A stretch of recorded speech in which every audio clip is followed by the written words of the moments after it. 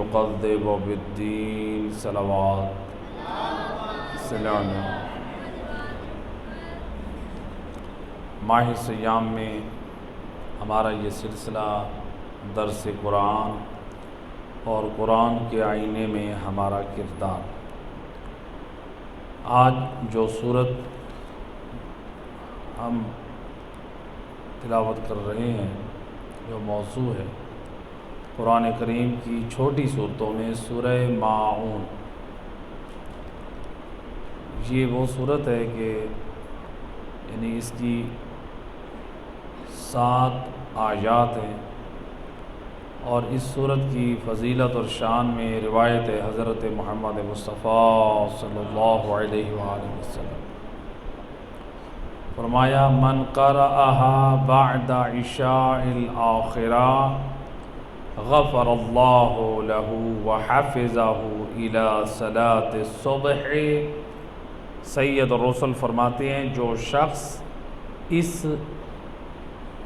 اس سورت ماعون کی تلاوت کرتا ہے عشاء آخر میں، کون سی؟ یعنی نماز عشاء میں، یعنی ایک نماز مغرب کو عشاء اول کہا گیا ہے، تو خود عشاء کو عشاء دوم، تو یعنی نماز عشاء میں، نماز عشاء کے بعد جو شخص اس کو نماز عشاء کے بعد اس سورت کی تلاوت کرتا ہے، پروردگار اس کو نماز صبح تک اس کی حفاظت کرتا ہے۔ یعنی اگر کوئی چاہتا ہے کہ اللہ کی حفاظت اور امان میں رہے تو نماز عشاء کے بعد روزانہ سورہ ماعون کی تلاوت کرے۔ اور روایت ہے امام جعفر صادق علیہ الصلوۃ والسلام، اللہم صلی علی محمد وآلہ، آپ نے فرمایا من قرأها بعد صلاة العصر کان فی امان اللہ وحفظ ایک صلوات پڑھے محمد وآلہ وسلم الی صلاة الصبح۔ جو شخص اس سورت کی تلاوت کرتا ہے نماز عصر کے بعد تو اللہ کی وہ امان میں رہتا ہے، یہاں تک کہ یعنی صلاۃ صبح تک اس کی حفاظت ہوتی ہے۔ یعنی نماز عصر کے بعد، تو اگر نماز عشاء کے بعد پڑھیں تب بھی اللہ کی حفاظت میں انسان رہتا ہے، اور اگر نماز عصر کے بعد پڑھیں تب بھی اللہ کی حفاظت میں بھی رہیں گے اور اللہ کی امان میں بھی رہیں گے۔ اور روایت ہے امام محمد باقر علیہ الصلوۃ والسلام، اللہم صلی علی محمد، فرمایا من قرأ سورہ یعنی الماعون، جو اس سورت کی تلاوت کرتا ہے فی فرائضہ و نوافلہ، اپنی واجب اور مستحب نمازوں میں اس سورت کی تلاوت کرتا ہے، قان فی من قبل اللہ عز وجل صلاتہ و صیامہ، یہ وہ شخص ہے کہ جس کی نمازوں کو بھی اللہ نے قبول کر لیا اور جس کے روزوں کو بھی اللہ نے قبول کر لیا۔ اس سورہ ماعون کی جو شخص تلاوت کرتا ہے واجب نماز میں یا مستحب نماز میں، اور پھر فرمایا وَلَمْ يُحَاسِبْ بِمَا كَانَ وَلَمْ يُحَاسِبْهُ بِمَا كَانَ مِنْهُ فِي حَيَاتِ الدُّنْيَا، اور جو اللہ نے اس کو نعمتیں دنیا کی عطا کی ہیں اللہ اس پہ اس کا حساب نہیں کرے گا، یعنی اس نعمتوں کا حساب نہیں ہو۔ لیکن یاد رکھیں انسان کو یہ نہ سمجھے کہ میں سورت پڑھ لوں اور مجھ سے دنیا کے مال اور زر کا حساب نہیں ہوگا۔ اگر اس نے حرام کام کیے مثلا یقیناً اس کا حساب ہوگا، یا حرام میں مال کو خرچ کر دیا ہے اس کا حساب بھی ہوگا، یا مثلا مال میں اللہ کا، رسول کا اور اہل بیت کا حق ادا نہیں کیا، زکوٰۃ، خمس، دیگر واجبات، سوال ہوگا۔ تو لہٰذا اس چیز کو بھی یاد رکھنا چاہیے۔ تو اب اس صورت کے اصل مقصد پڑھنے کا یہ ہے کہ صرف انسان ثواب کی نیت سے ان صورتوں کو نہ پڑھے، بلکہ ان صورتوں میں جو اللہ نے پیغام دیا ہے، پیغام ہدایت، جو ان صورتوں کا اصلی ہدف اور مقصد ہے انسان اس کو سامنے رکھے۔ تو لہٰذا انسان اپنا محاسبہ کرے۔ ہمارے پاس روایت ہے جو تقریباً 5 اماموں سے ہمارے پاس روایت ہے، یعنی لفظ ایک ہی استعمال کیا ہے، 5 معصومین سے ایک ہی روایت منسوب ہے۔ من لم يحاسب نفسه في كل يوم من لم يحاسب نفسه في كل يوم یا كل يوم وليس منا، جو شخص ہر روز اپنے نفس کا محاسبہ نہ کرے وہ ہم میں سے نہیں۔ ہر روز اپنے نفس کا محاسبہ کرنا ہے، یعنی کس طرح سے محاسبہ کرنا ہے، یعنی انسان کون سے روزانہ برائیاں انجام دے رہا ہے، اللہ کے احکامات کو نظر انداز کر رہا ہے، واجبات کی پابندی کر رہا ہے۔ حتیٰ کہ علماء فرماتے ہیں کہ اگر کوئی شخص نماز شب کا پابند ہے، اس کو بھی چاہیے وہ بھی محاسبہ کرے۔ وہ یہ نہ سوچے کہ میں تو نماز شب کا پابند ہوں، میں تو واجبات کا پابند ہوں، مجھے محاسبہ نفس کی کیا ضرورت ہے۔ وہ نماز شب پڑھ رہا ہے، یہ دیکھے میں جو اتنے عرصے سے نماز شب پڑھ رہا ہوں، کیا اس کی برکات، اس کے فوائد میری زندگی میں ہیں۔ جیسے علماء نے نقل کیا ہے کہ ایک شخص پہنچا امام علی رضا علیہ السلام اللہم صلی علی حرم میں کہ آج میں سب سے پہلے نماز پڑھتا ہوں۔ تو اس وقت حرم امام علیہ السلام اس زمانے میں رات کو بند کر دیا جاتا تھا اور صبح کو نماز شب کے وقت کھلتا تھا، یعنی صبح کی نماز سے 1 گھنٹہ یا آدھا گھنٹہ پہلے۔ اب ایک مرد مومن پہنچا جو حرم امام کے دروازے پہ سب سے پہلے اس نے مصلی ڈالا، نماز شب پڑھ رہا۔ آج جیسے ہی دروازہ کھلے گا سب سے پہلے زائر امام میں ہوں، وہ نماز پڑھ رہا ہے، ایک اور شخص ہے مصلی اٹھا کے نماز شب پڑھنے والا کہاں پڑھ رہا ہے؟ حرم امام رضا کے دروازے پہ، اور پڑھ رہا ہے نماز شب۔ اس کو فارسی میں کہتا ہے پسر سوختے، یعنی حرام زادہ۔ اب یہ بات اور علماء بھی سن رہے ہیں، کہتے ہیں کہ اٹھ جا اس جگہ سے، یہ میری جگہ ہے۔ تو علماء اخلاق نے بڑا عظیم نقطے کی طرف متوجہ کی، کہتے ہیں دیکھیں یہ نماز شب پڑھتا ہے اور پڑھتا بھی امام کے دروازے پہ ہے۔ اس کی کوشش ہوتی ہے کہ صبح کو سب سے پہلا زائر امام بھی میں بنوں، اس کی نماز شب نے اس کو کوئی فائدہ نہ دیا۔ نماز شب تو پڑھ رہا ہے، اپنے باطن کو صاف نہیں کر رہا۔ ہمارے اندر جتنی اخلاقی بیماریاں، صرف ہم یہ نہ دیکھیں جھوٹ بولنا گناہ ہے، غیبت گناہ ہے، چغل خوری گناہ ہے، گالم گلوچ دینا گناہ ہے، ہم یہ روک دیں وہ تو بیماری اندر دب جائے گی، لیکن جب وہ بیماری ظاہر ہوگی تو بہت زیادہ نقصان ہوتا ہے۔ ہر بیماری کا علاج کریں، جس طرح بدن میں خارش کی بیماری ہوتی ہے تو اس کے ظاہری بدن پہ صرف اس کی دوائی نہیں لگائی جاتی، جڑ سے ختم کرنے کے لیے ٹیبلٹ بھی لینی پڑتی ہیں اور انجیکشن بھی لگتے ہیں۔ دوسری بیماریاں بھی ایسے۔ اسی طرح جو ہمارے اندر جو روحانی بیماریاں ہیں ان کو جڑ سے نکالنے کی کوشش کریں، ان کے علاج علماء نے بہترین کتابیں تعلیم کی ہیں۔ ملا احمد نراقی کی کتاب ہے معراج السعادہ، اردو میں ترجمہ موجود، بڑی عظیم کتاب ہے۔ علماء اخلاق سفارش کرتے اس کتاب کو پڑھنے کی۔ تو لہٰذا آیت اللہ بہجت کے پاس جب جاتے طلباء علماء کے ہمیں نصیحت کرے، وہ فرماتے تھے آپ معراج السعادہ پڑھیں۔ پھر کسی نے کہا کہ قبلہ انہوں نے کہا معراج السعادہ پڑھیں۔ اس نے کہا قبلہ آپ نے پہلے فرمایا تھا معراج السعادہ پڑھیں، وہ پڑھ لیے۔ تو آقا بہجت کیا کہتے ہیں؟ کہتے ہیں دوبارہ پڑھیں۔ ہر بیماری کا علاج موجود ہے۔ ایک صلوات پڑھیں محمد علیہ۔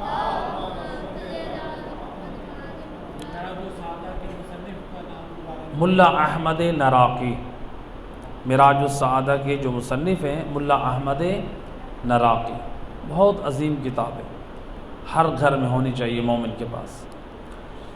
اب اس سورت کی سورہ ماعون کا شان نزول کیا ہے؟ علماء نے نقل کیا ہے کہ سورہ ماعون اس کا جو شان نزول ہے، ابو سفیان کی مذمت میں یہ صورت نازل ہوئی۔ اس کے گھر کے سامنے بڑے بڑے اونٹ نہر کیے جاتے تھے، اور اس کے گھر کے سامنے ایک صلوات پڑھے محمد و اہل بیت اللہم صلی علی۔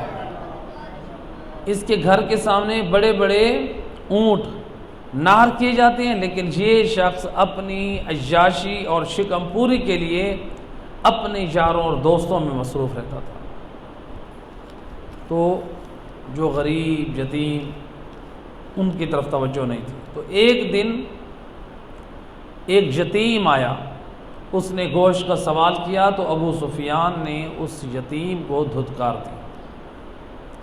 جب اس نے دھتکارتے ہوئے اپنا عصا بھی اس یتیم کو مارا، یعنی صرف دھتکارا نہیں، اس کے گھر کے سامنے ہر وقت اونٹ نہر ہوتے ہیں۔ اب دیکھیں اونٹ کا گوشت کتنا ہوتا ہے، تو صرف اپنے یاروں کے ساتھ عیاشی اور شکم پوری میں مصروف رہتے ہیں۔ اس یتیم کو محروم کیا، صرف محروم نہ کیا بلکہ دھتکار کے مارا اور دور کیا۔ بعض علماء نے بیان کیا کہ یہ عاص بن وائل اور ولید بن مغیرہ کے بارے میں، یہ ان کی مذمت میں یہ صورت نازل ہوئی۔ تو ایک احتمال یہ دیا گیا ہے، چونکہ یہ جو عاص بن وائل، ولید بن مغیرہ اور یہ ابو سفیان یہ آپس میں دوست ہیں، تو لہٰذا یہ ان سب کے لیے جو ہے ان سب کی مذمت میں نازل ہوئی، یعنی ان کے لیے بھی ان کی مذمت میں بھی نازل ہوئی، ان کی مذمت میں بھی نازل ہوئی۔ تو لہٰذا پہلی آیت مجیدہ جس میں ارشاد رب العزت ہو رہا ہے ارأیت الذی یکذب بالدین، کہ آپ اس شخص کو، یعنی رسول اللہ کو خطاب کی جا رہا ہے کہ آپ نے اس شخص کو دیکھا جو قیامت کے دن کو جھٹلاتا ہے۔ ارأیت الذی یکذب بالدین، کیا آپ نے اس شخص کو دیکھا جو قیامت کے دن کو جھٹلاتا ہے؟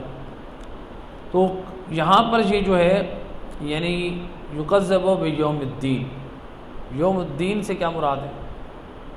یکذب بالدین ہے۔ ارأیت الذی یکذب بالدین، یوم الدین نہیں، چونکہ اگر ہم مجھ سے مسٹیک خطا ان ادا ہوا ہے، تو اگر عمدن میں اضافہ کروں گا تو پھر روزہ باطل ہو جائے گا۔ تو لہٰذا آیت مجیدہ کیا ہے؟ ارأیت الذی یکذب بالدین، کیا آپ نے اس شخص کو دیکھا جو قیامت کے دن کو جھٹلاتا ہے؟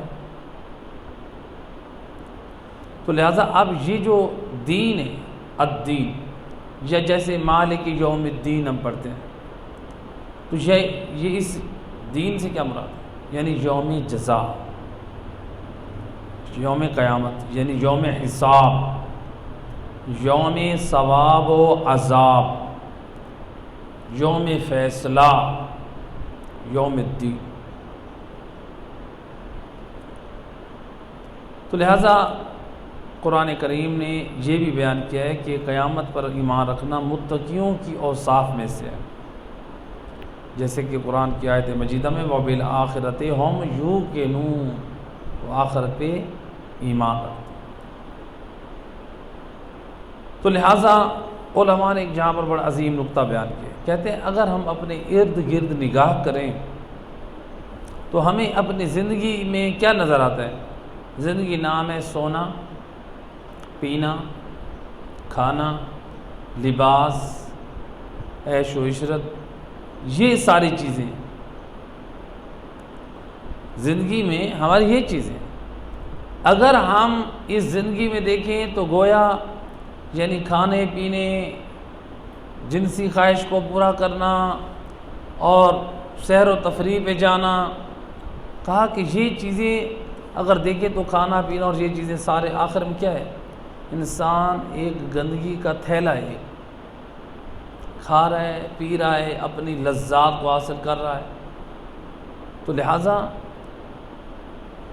وہ ساری غلاظتیں اور گندگی بن کے بدن سے باہر نکل جاتی ہیں۔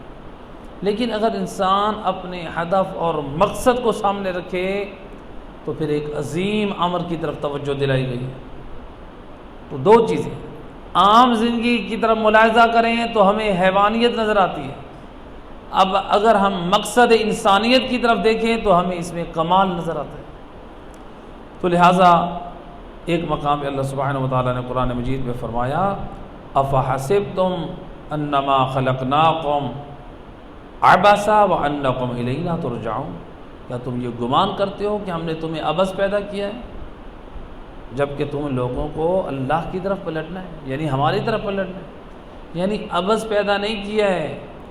زندگی صرف کھانے پینے، اچھا لباس پہننا اور عیش و عشرت کے ساتھ زندگی گزارنے کا نام نہیں ہے، بلکہ ایک عظیم مقصد کے لیے انسان کو بھیجا گیا ہے۔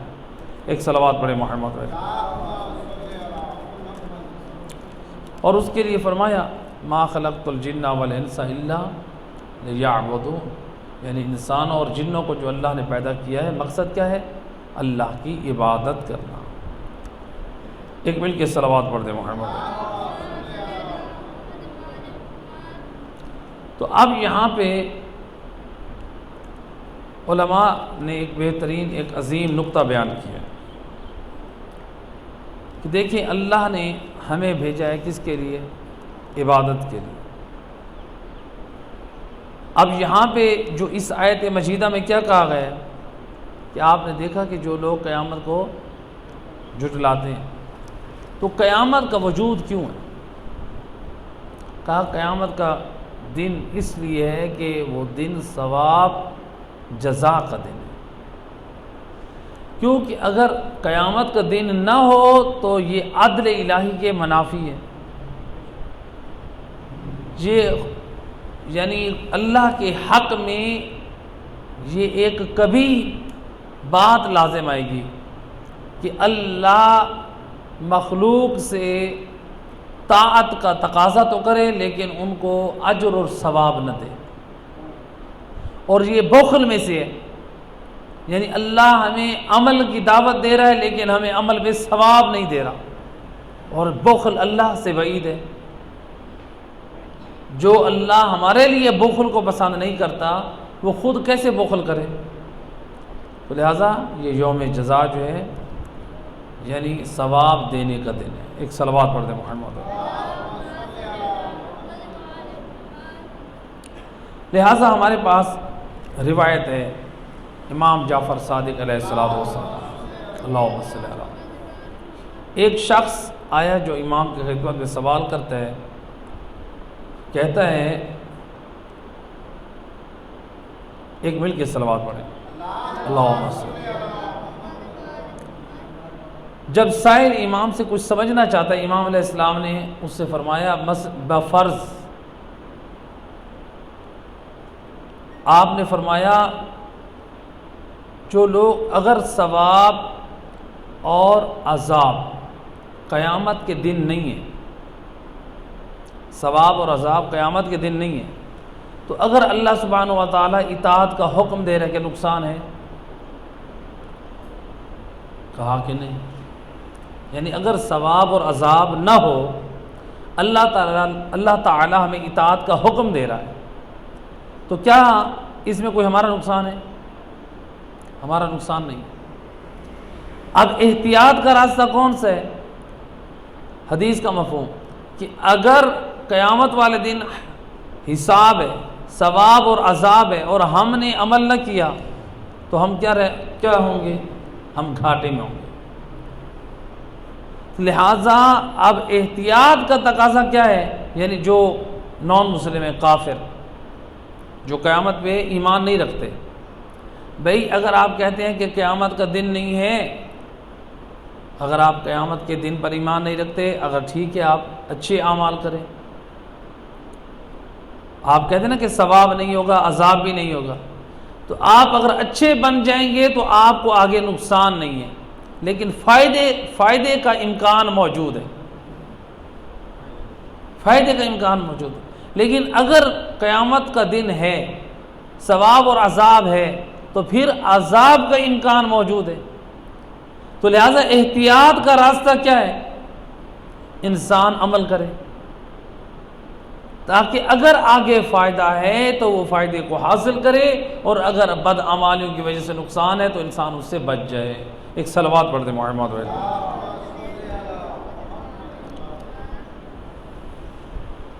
تو لہٰذا دوسری آیت مجیدہ میں فرمایا فَذَلِكَ الَّذِي يَدُعُّ الْيَتِيمَ، وہی تو ہے جو سختی کے ساتھ یتیم کو دھکے دیتا ہے۔ ذَلِكَ الَّذِي يَدُعُّ الْيَتِيمَ، یتیم کو دھکے دیتا ہے، یعنی ابو سفیان یا عاص بن وائل یا دیگر کے بارے میں۔ تو لہٰذا جیسا کہ روایت میں ہے کہ ابو سفیان یا عاص بن وائل یہ افراد،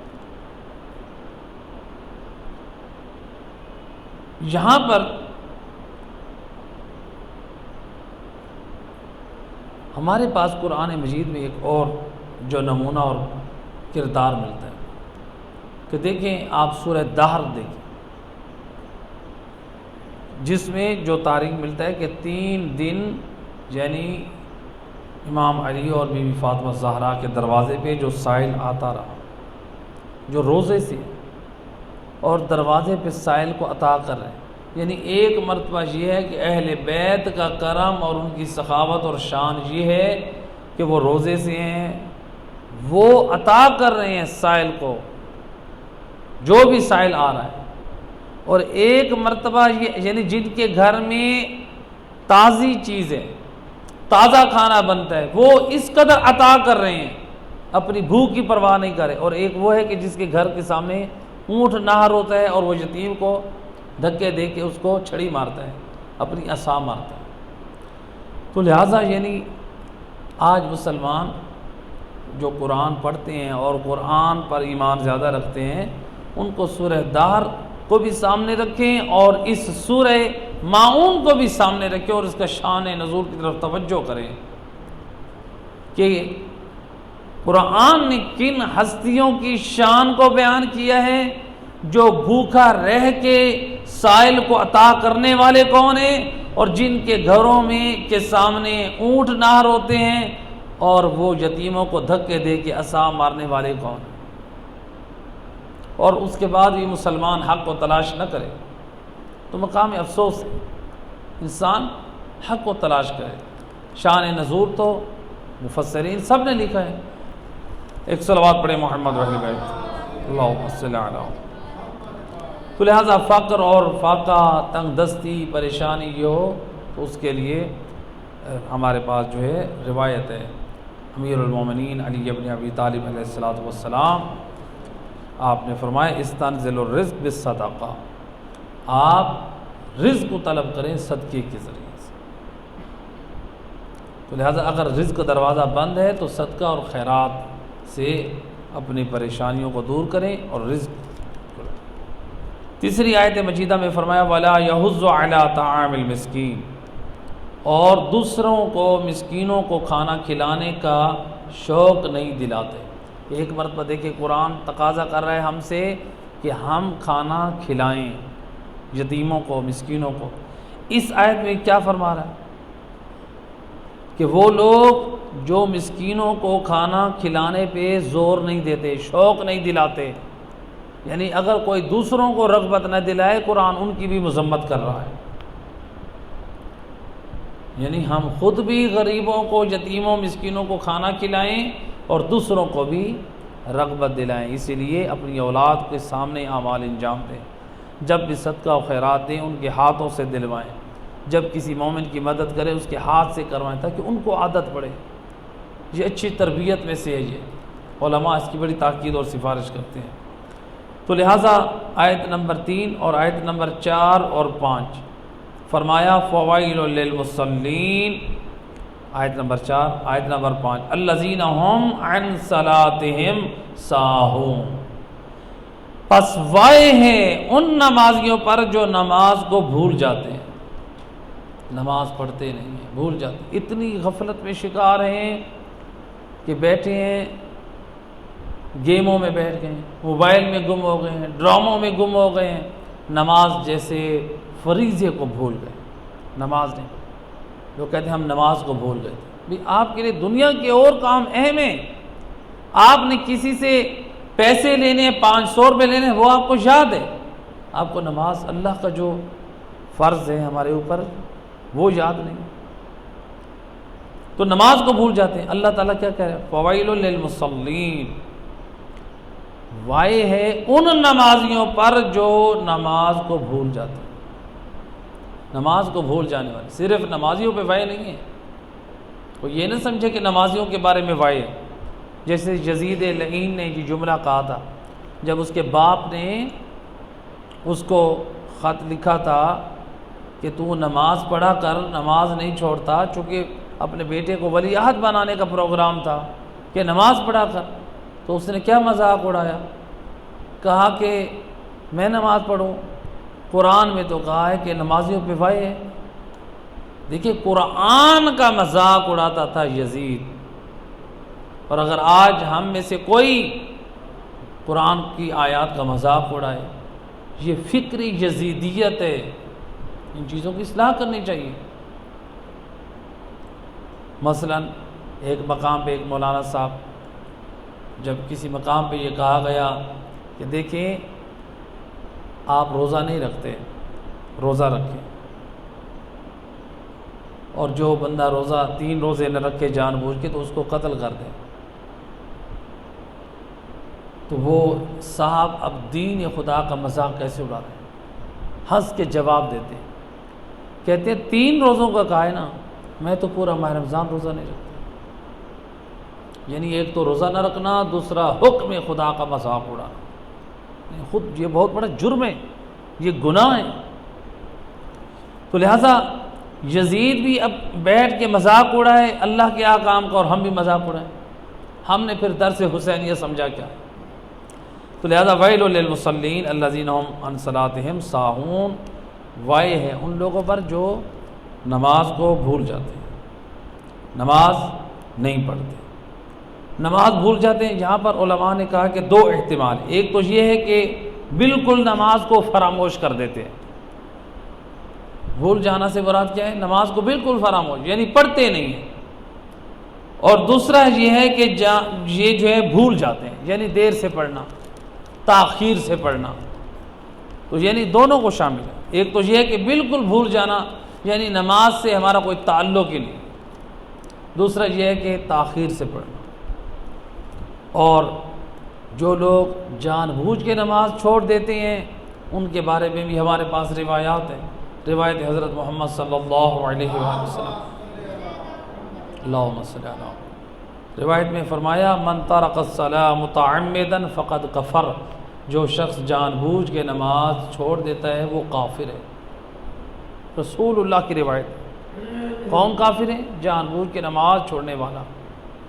اور جامع الاخبار کی روایت ہے, یہ بھی رسول خدا صلی اللہ علیہ وآلہ وسلم سے روایت ہے. آپ نے فرمایا من ترک الصلاۃ 3 ایام فَإِذَا مَاتَ, جو شخص من ترک الصلاۃ 3 ایام, جو شخص 3 دن مسلسل نماز چھوڑ دے, فَإِذَا مَاتَ, اور جب یہ مر جائے, فَلَا يُغَسَّلْ. ایک صلوات پڑھے محمد علیہ. تو کیا فرمایا؟ فَإِذَا مَاتَ لَمْ يُغَسَّلْ وَلَا يُكَفَّنْ وَلَا يُدْفَنْ فِي قَبُورِ الْمُسْلِمِينَ. سید الرسول فرماتے ہیں جب یہ شخص 3 دن نماز نہ پڑھے اور مر جائے, نہ اس کو غسل دیں, نہ اس کو کفن دیں, نہ اس کو مسلمانوں کے قبرستان میں دفن کریں. نماز کو چھوڑنا اتنا بڑا گناہ, یہ ہے جان بوجھ کے نماز چھوڑنا.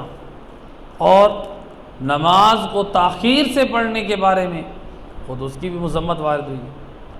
خود جب روایت امام جعفر صادق علیہ السلام سے جب پوچھا گیا تو امام علیہ السلام نے کیا بتایا اپنے شیعوں کے بارے میں. امام نے روایت میں فرمایا امتحنوا شیعتنا عند مواقیت الصلاۃ, فرماتے ہمارے شیعوں کو نماز کے اوقات میں پہچانو. یعنی اگر اول وقت میں نماز پڑھتے نظر آئیں تو سمجھ لو یہ جعفر صادق کی شیعہ ہیں.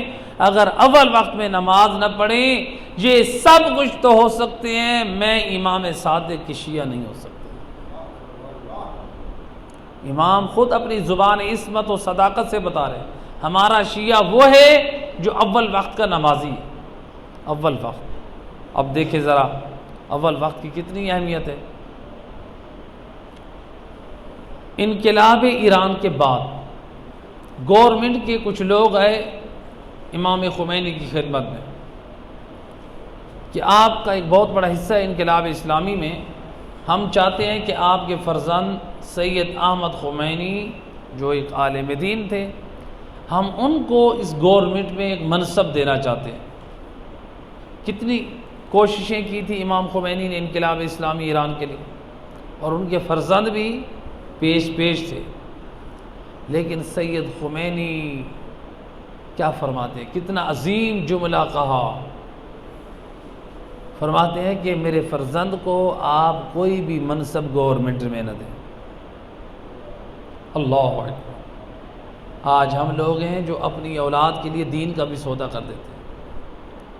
یہ ہے علماء کا کردار. کہتے ہیں میری اولاد، میرا فرزند سید احمد خمینی اس قابل نہیں ہے اس کو آپ گورنمنٹ میں کوئی عہدہ دیں. لوگ گھبرا گئے. یہ بانی انقلاب اسلامی ایران ہے اور ان کے فرزند کی اتنی خدمات ہیں، اور یہ خود امام خمینی اپنے فرزند کے لیے کہہ رہے ہیں کہ اس کو کوئی منصب نہ دیں. کہا ریزن کیا ہے؟ کہا کہ میں نے دیکھا ہے کہ یہ نماز کو اکثر تاخیر سے پڑھتا ہے.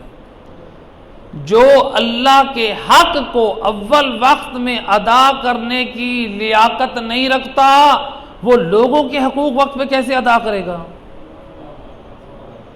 جو اللہ کے احکام کی بجا آوری میں لاپرواہ ہے وہ لوگوں کے حقوق کی کبھی صحیح رعایت نہیں کرے گا. یہ ہے علماء کا کردار. دیکھیں اگر اپنا فرزند بھی اسلام کے خلاف جا رہا ہے، حالانکہ وہ عالم دین ہے، اگر ان کا عمل بھی اول وقت میں نماز چھوڑنے کا ہے تو وہ کہہ رہے ہیں کہ یہ اس لائق نہیں اس کو منصب حکومت دیا جائے، کوئی عہدہ دیا جائے حکومت میں ان کو. لہذا نماز کو اول وقت میں ادا کرنے کی کوشش کریں. صلوات پڑھیں محمد بھائی.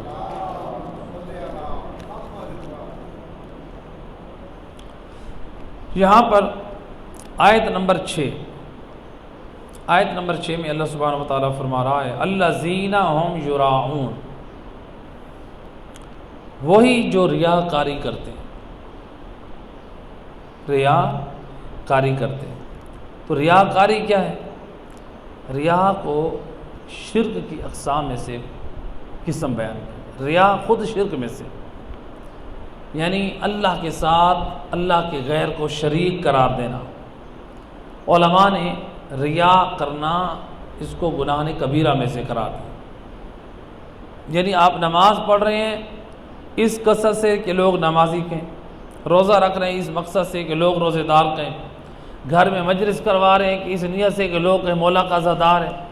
یہ سب ریا ہے، کوئی فائدہ نہیں. جو کام کریں قربتاً الی اللہ کریں.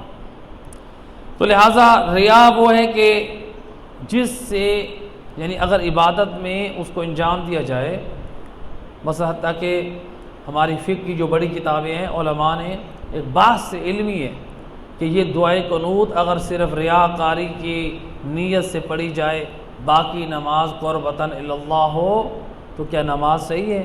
بعض فقہا فرماتے ہیں حالانکہ یہ مستحب عمل ہے دعائے قنوت، علماء فرماتے ہیں کہ آپ کی وہ نماز باطل ہے. تو لہٰذا بعض علماء کہتے ہیں کہ چونکہ یہ مستحب عمل ہے تو نہیں ہے.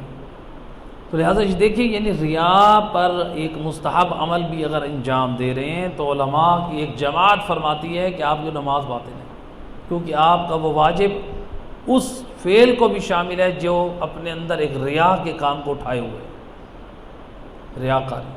اور روایت ہے حضرت محمد مصطفیٰ صلی اللہ علیہ وآلہ وسلم فرمایا کہ میدان قیامت میں ریاکار کو 4 ناموں سے پکارا جائے گا. کس نام سے؟ 4 ناموں سے۔ پہلا نام ریاکار کو جو ندا دی جائے گی، یا کافرو، اے کافر، دنیا میں کلمہ گو ہے، مسلمان ہے، دنیا میں مولائی اور مومن ہے، رسول اللہ فرما رہے ہیں میدان معاشر میں اس کو کافر کے ساتھ بلایا جائے گا۔ یا دوسری ندا، دوسرا نام ہوگا یا فاجرو، اے فسق و فجور کرنے والے، فاجر یعنی کھلے عام گناہ کرنے والا، یا فاجر، یا غادرو، اے دھوکہ دینے والے۔ ہم کسی کو کہتے ہیں نا غادر ہے، دھوکے باز ہے، یہ میدان معاشر میں ندا آئے گی، اس نام سے پکارا جائے گا۔ اور چوتھا نام کہا جائے گا یا خاسرو، اے گھاٹا اٹھانے والے۔ اب ذرا توجہ کیجیے، اگر ہمیں اس امام بارگاہ کے باہر کوئی کہتا ہے کافر، ہمیں کہتا ہے فاجر، ہمیں کہتا ہے غادر، ہمیں کہتا ہے خاسر، کوئی ایک نام سے یاد کرتا ہے تو ہم پسند نہیں کریں گے، ہم اپنے لیے توہین سمجھیں گے، پوری زندگی اس کے ساتھ بولنا پسند نہیں کریں گے۔ اس نے مجھے غادر کہا ہے، دھوکے باز کہا ہے، اس نے مجھے خسارہ اٹھانے والا کہا ہے، اس نے مجھے کافر کہا ہے، تو ہم کہتے ہیں کہ اس نے مجھے ایسا کیوں کہا؟ ہمیں یہاں پر کسی نے اگر بلا لیا تو ہمیں پسند نہیں ہے۔ ذرا سوچیں، اگر ہماری زندگیوں میں ریاکاری ہے اور میدان معاشر میں، تو یہ آواز انبیاء سنیں گے، یہ آواز اولیاء سنیں گے، یہ آواز امتیں سنیں گی، اس وقت ہماری کیا حالت ہوگی؟ لہذا مومن اپنی اصلاح کرے، کوئی عمل بھی ریا کے ساتھ انجام نہ دے، اور صرف ان ناموں کے ساتھ نہیں پکارا جائے گا۔ روایت کا جملہ کہا جائے گا اس کو حابطہ، یعنی ان 4 ناموں کے ساتھ بلانے کے بعد فرمایا جائے گا حبط عملک وبطل اجرک، اے ریاکار یعنی اے کافر، اے فاجر، اے غادر، دھوکے باز، اے گھاٹا اٹھانے والے، تیرا عمل حبط کر لیا گیا ہے۔ حبط کس کو کہتے ہیں؟ ختم کر دیا، اس کا وجود ریموو کر دیا گیا تمہارے نام اعمال سے، حبط کر لیا گیا۔ وبطل اجرک، اور تیرا اجر باطل ہے، جب تیرا عمل ہے ہی نہیں تو پھر اس کا اجر کیسے ہو؟ اور پھر اس کے بعد آواز آئے گی فلا خلاص لک اليوم، اور آج تیرے لیے کوئی حصہ نہیں۔ فالتمس اجرک ممن کنت تعمل لہ، اے بد نصیب جا اس سے التماس کر، اس سے اپنے عمل کا اجر مانگ جس کے لیے تو ریاکاری کے طور پہ عمل انجام دیتا تھا۔ انسان اپنے مال کا بھی گھاٹا کر رہا ہے اور میدان معاشر میں رسوائی اور ذلت بھی ہوگی، تو لہٰذا جب بھی کوئی کام کریں قربتاً الی اللہ کریں۔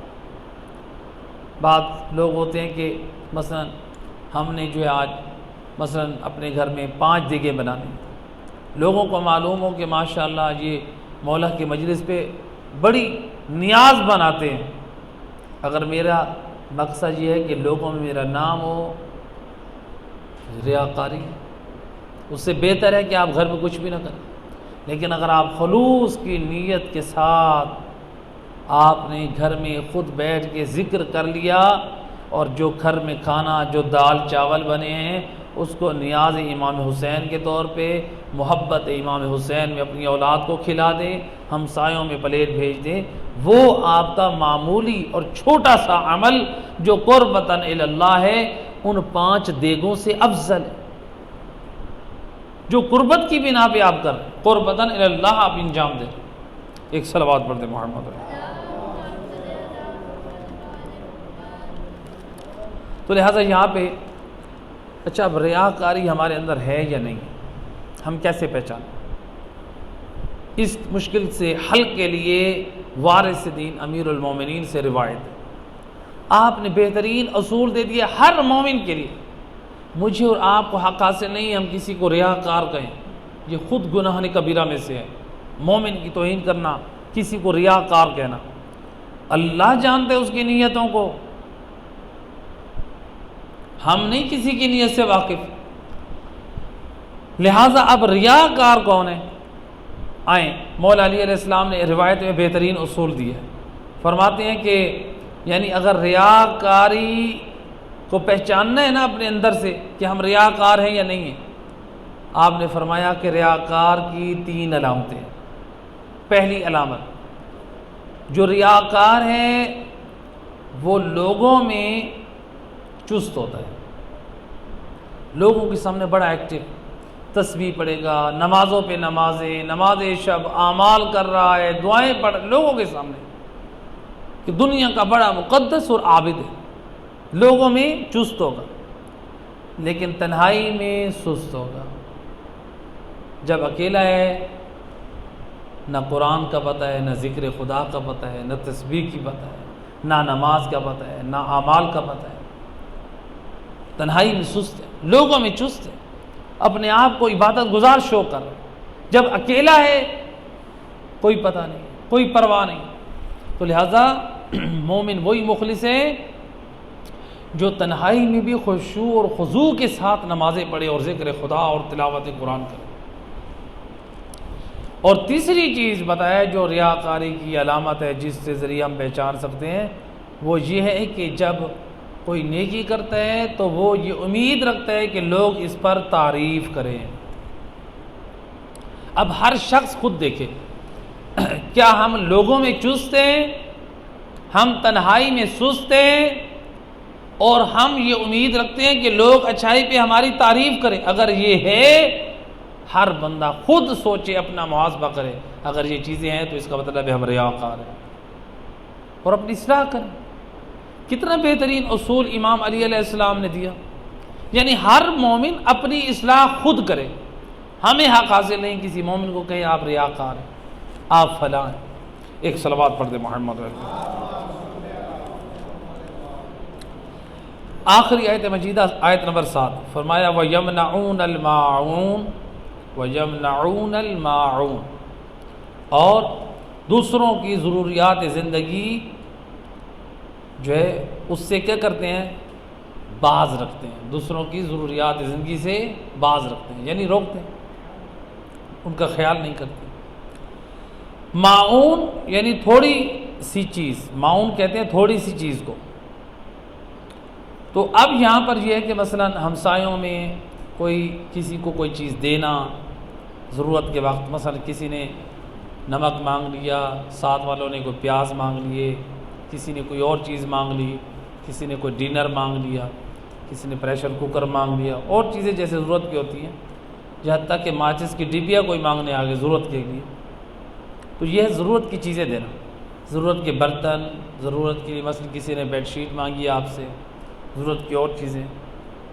تو بہرحال تو اس کے بارے میں ہے کہ یعنی یہ دینی چاہیے، یعنی مذمت ہے ان لوگوں کی جو لوگوں کو یہ ضرورت کی چیزیں نہیں دیتے۔ تو لہٰذا ایسے افراد کو بخیل کہا گیا ہے۔ تو یہ چونکہ معمولی چیزیں، جو معمولی چیزیں ہوتی ہیں ان کے دینے سے انسان گریز کرے۔ تو ایک روایت ہے امام جعفر صادق علیہ السلام سے، اللہم صل علی، امام نے فرمایا اس سے مراد ہے ضرورت مند کو قرض دینا۔ اس آیت مجیدہ سے کیا مراد ہے؟ قرض دینا، ایک روایت میں۔ اور امام معصوم سے روایت کی ہے علماء نے، معصوم فرماتے ہیں جو لوگوں کی مشکلات کو آسان کرتا ہے اس کے لیے آسانی ہوتی ہے، یعنی جو چاہتا ہے کہ میرے لیے آسانی ہو وہ لوگوں کی مشکلات کو آسان کرے۔ تو لہٰذا مومن کی آسانی کی کوشش کرنی چاہیے۔ ایک اور روایت ہے ہمارے پاس امام جعفر صادق علیہ السلام سے، امام کے ایک صحابی نے اسی آیت کے معنی امام سے پوچھے، فرزند رسول جب نہ رسول اللہ ہمارے ہمسائے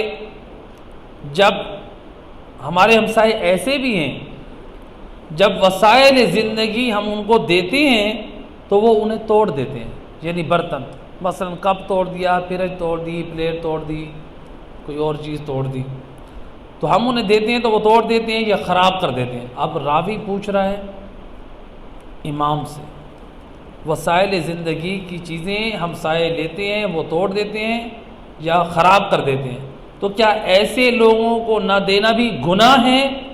امام علیہ السلام نے فرمایا اس صورت میں نہ دینا کوئی گناہ نہیں۔ یعنی اگر آپ کے ہمسائیگی میں لوگ آپ کی چیزیں لے جاتے ہیں، مثلا بیڈ شیٹ لے گئے، اس کو گندا کر کے دیا، دھلا ہوا لے کر گئے، آپ کو گندا دے رہے، یا اسی طرح سے مثلا مثال کے طور پہ آپ کا ڈنر سیٹ لے کر گئے، اس کو توڑ دیا، جب وہی ویسے جھوٹے برتن اٹھا کر لے آئے، دھلا ہوا لے کر گئے تھے ویسے اٹھا کر ویسے لے کر آنا بھی حرام شرعن، کیونکہ انہوں نے آپ کو دھلا ہوا دیا اور وہ راضی نہیں ہے کہ آپ ان کو بغیر دھلے ہوئے برتن دیں۔ تو لہٰذا یعنی اگر کوئی آپ کی چیز کو خراب کرتا ہے یا آپ کی چیز کو نقصان پہنچاتا ہے، پھر ایسی صورت میں روایت میں بیان کیا گیا کہ کوئی گناہ نہیں ہے۔ ایک صلوات پڑھے محمد رسول اللہ۔ تو لہٰذا یعنی مومن کی ضرورت کو